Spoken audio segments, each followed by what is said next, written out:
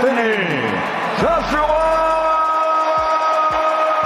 Aren't many fighters not named Canelo Alvarez that can pack 70,000 in the house, but this is par for the course for Anthony Joshua. Yes, sir. Yes, sir, champ. World Anthony Joshua and has become an icon in many ways for what he's been able to do outside of the ring. Rank Jake Paul if he wins this fight, and that will put him in position at least to fight for a world title. Whatever you want to say about Jake Paul, we were all there. It's captured the imagination and generated huge interest. Two men who split opinion, a fight that splits opinion. It has to be the most eagerly anticipated 8-rounder that any of us. Stop scrolling. What you're about to hear will change how you see the Anthony Joshua vs. Jake Paul fight forever. This matchup is not what people think, and once you understand the real story behind it, you won't want to miss a single second. Watch this. The upcoming fight between Anthony Joshua and Jake Paul is shaping up to be a massive event. Joshua brings real power, experience, and his Olympic background, while Jake depends on speed, unpredictability, and strong self-confidence. This mix makes the matchup extremely exciting.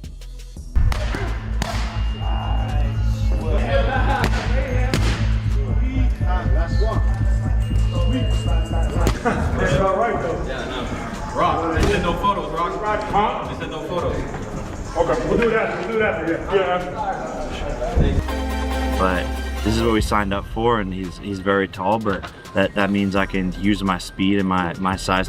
Experts are already breaking down possible strategies, and many predict explosive action right from the first rounds. Both fighters look to be in great shape, which makes this one of the most talked about matchups in boxing right now.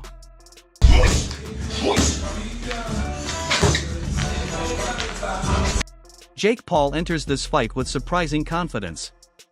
Many analysts say he truly believes he can rise to the moment and get the win. Unlike some of his past fights, Jake is showing serious focus and discipline.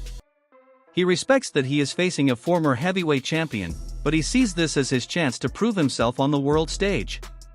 His mindset, preparation, and determination are stronger than ever. He's very big. I'm here to shock the world, inspire the next generation. We're in the Heat arena. I'm a big Heat fan. Miami's on fire. This is my first pro fight, was in Miami against Gibb. I'm bringing that same energy here. BJ Flores, a respected boxing analyst, offers a more cautious view. He says Joshua might not be in his absolute prime anymore, but he is still a major threat. Joshua's size, skill, and experience make this fight extremely difficult for Jake, who has not fought enough elite-level opponents yet. Flores warns that this step might be too big for Jake and could be dangerous if he is not fully prepared. Losing to Andy Garcia, I don't think that means you're punchy. I think that means he's fought the best fighters, the best heavyweights over the last 15 years, and he's fallen short, of course, but he's a very, very, very, he's a very big man. He's got that Olympic pedigree, and that makes the fight against him very difficult. It does indeed, what do you think is the upside? There's always an upside for this fight against Jake. I guess, if I play sort of the viewer's perspective, what people are saying on Twitter, they're saying it's a win-win for Jake. You fight a two-time former heavyweight world champion in Anthony Joshua. If you get knocked out, it's no big deal. And if you lose, if you get knocked out, you get the respect of the public as well for taking the fight. If you win, you're the king, Yeah. The upside is, I think, I don't know, like everyone's like, oh, I respect Jake. I'm just like, it's just crazy that you would have to fight, a former world heavyweight champion, 6'6", 240-pound gold medalist.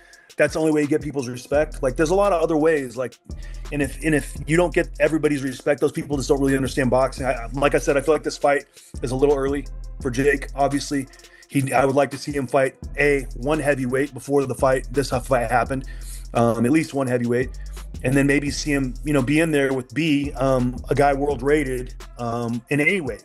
Cruiserweight, heavyweight, anything before you go in with a guy like Anthony Joshua. It's just a massive difference on the size and the power and win everything. But I guess, if the objective is to make people talk and make people say, oh man, he's crazy, then he's getting exactly that. He's getting what he wants. So to me, it doesn't make sense. This fight doesn't make sense to me at all, but I think it would be there down the road. I'd much rather see like a Canelo fight than an AJ. Joey Knight, on the other hand, believes Jake deserves more credit. He points out that Jake has real punching power and is not just an internet celebrity pretending to box. Knight says Jake's ability to compete with professional fighters proves he is serious. This adds more weight to Jake's confidence going into a fight with someone as experienced as Joshua. Be smiling and frowning at the same time. You must be smiling because it's happening and you're getting a mega payday, but surely you must be frowning at the fact that this kid and others out there believe that he stands a chance of even beating you. And look, if the stars align, maybe Jake Paul could close his eyes, he could put his head down, he could throw a punch sent from the heavens, and he could clip AJ on the chin with it. But even if he does, I'd put my money on it that it doesn't do anything.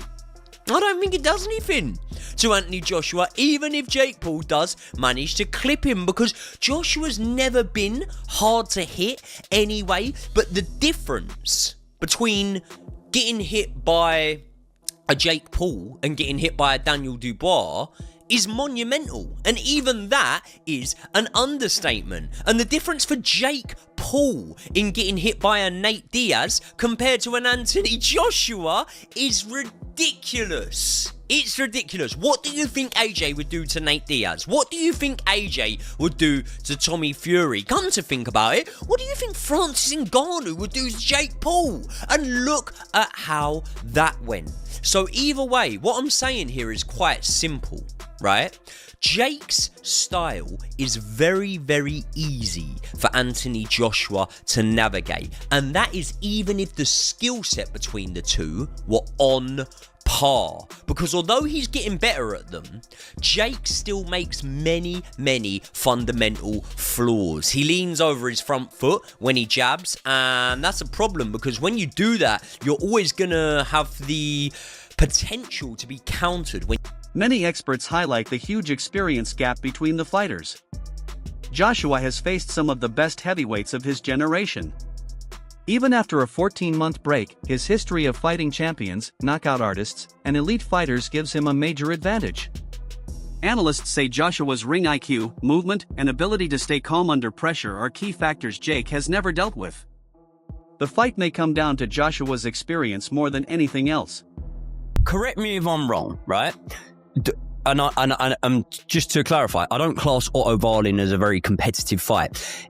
Every competitive fight that AJ is in from now until the end of his career and has been in for the last few years, I believe has taken something out of him. Every time he's in a competitive fight, even when he's won, and I'm not saying taken out of him to the extent where he's no longer a good fighter, no longer can do anything, but every single one has taken one out of him. So let's say, for example, you go down the Tony Yoka route and you can sell it as the 2 Olympic gold medalists and whatever. It's a lose-lose, mate. You're expected to knock him out. If you don't, then you go the distance. I think that's going to take something out of you.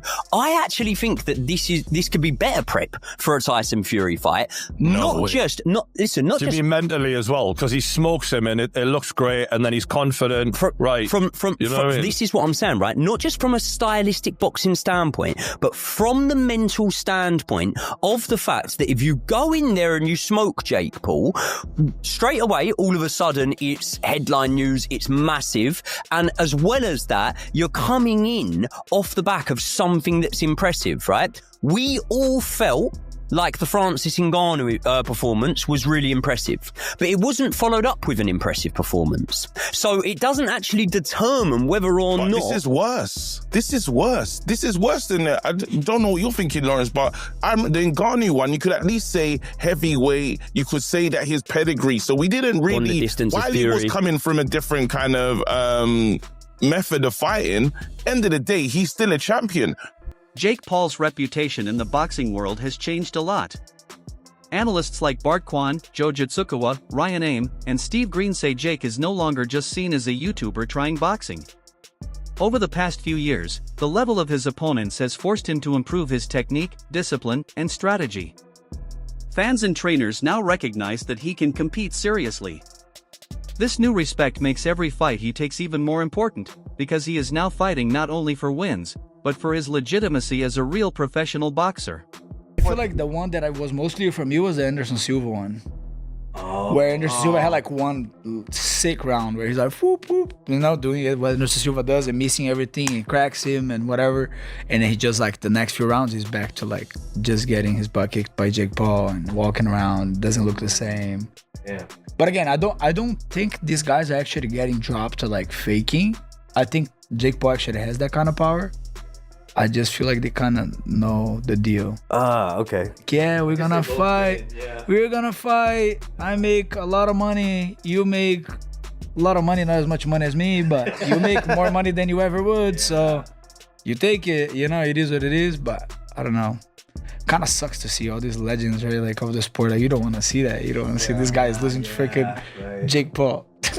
I will say I loved everything about the Tyson fight in the lead up, and then as I'm actually watching it, I'm like, all right, this is actually fucked up. My bad. Yeah, it's like senior. Even when he turns around on camera in the interview in the boxing room. Oh, dude, it was terrible. Bro, then they show his ass. Oh my god, that was so dirty. So it was like such a sweet moment too. He's hugging his son. Everything is cool. Turns away and sees his butt, and it's like, it's like man, that's not gonna not be funny though. No, yeah, you gotta laugh at that. That's crazy. Yeah. So what's the least amount of money that you would have to take to get into the ring with Jake Paul and lose? I mean, like right now in my career, I wouldn't do this deal, you know. Television personalities Jason Cundy and Jamie O'Hara also discussed how unpredictable this fight is. They believe Joshua may use a more careful approach, avoiding unnecessary risks. If Joshua holds back some of his power, it could give Jake moments to attack. This uncertainty makes the fight even more fascinating and risky. Anything can happen when both fighters adjust their strategy during the match. I don't know, mate. I think it's dangerous. Yeah, I genuinely think it's dangerous. Well, but that's put in a world heavyweight champion. But then the cynic, top 4 or 5 fighters in the world. Then the cynic in me tells me, who's never had a proper fight. Right, the cynic in me straight away goes, I think AJ's probably going to be told. And I don't know this. Don't go heavy on him the first. No, he can't afford to do that. Andy Joshua can't afford to do that. Okay, well, that's where I'm wrestling with my own mind right now. You asked me the question. How do I feel about it? I don't know what to make of it, mate. I seriously don't know what to make of it. I seriously don't. I think it's a joke. Yeah, I don't know what to make of it. I'll watch it because I don't know whether I will, JJ. Honestly, I probably will close to right. Right now, I don't know whether I will. I don't know whether I will, honestly. I didn't watch. Was it Jake Paul that fought? Who did he fight? Mayweather. No, Mayweather. I didn't watch that. Who fought Mayweather? Oh, it was. I tell you, it was. Who was the MMA fighter? Logan Paul.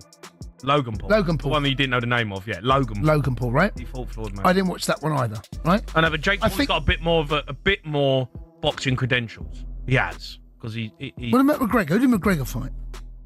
Did he fight someone? McGregor? Or have I made that up? Yeah, I don't know. Where's your head at? I don't know, mate. I mean, they all it's all over the gaff. You gave Andy your number and you gave him the talk. His name's Adam. Adam, sorry. You gave Adam the number. No. You said 03717 22 I gave him the sports. You gave him the sports number. No, but I don't. Get your head out. No, I don't know. I don't know whether I will watch.